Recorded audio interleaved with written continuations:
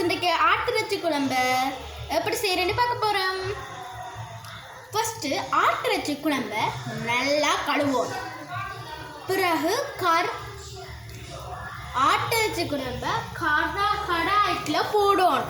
பிறகு கொஞ்ச நேரம் அவிய விடணும். அந்த நேரம் கறிவேப்பிலை உள்ளியெல்லாம் வெட்டி வைக்கணும். கொஞ்ச நேரம் எடுத்து பார்ப்போமா. பிறகு கறிவேப்பிலை உள்ளியெல்லாம் போட்டுட்டு கொஞ்சம் வதங்க வச்சுட்டு தண்ணி விடணும், சுடு தண்ணி விடணும்.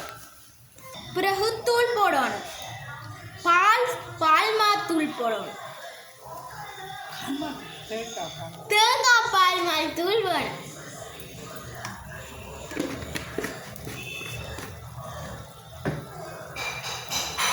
பிறகு கலக்கணும்.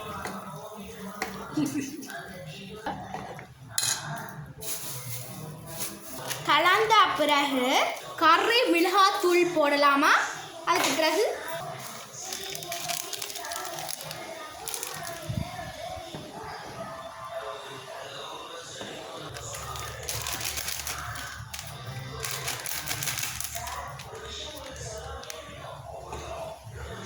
நல்லா கலக்குங்க.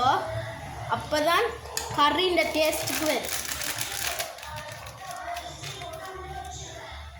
இது ஆட்டிறைச்சி குழம்பு எப்படி செய்கிறது. கொஞ்சம் நிறைய தூள் போடணும், அப்போதான் கறி டேஸ்ட்டுக்கு வரும். உங்களுக்கு வேணுமாண்டா கொஞ்சம் தூள் போடலாம். இப்போ உப்பு போடப்படுது, நீங்கள் இதுக்கு பிறகும் போடலாம், மிளகாத்தூள் போடுற முன்னமும் போடலாம். நாங்கள் 2 உப்பு போடுவோம்.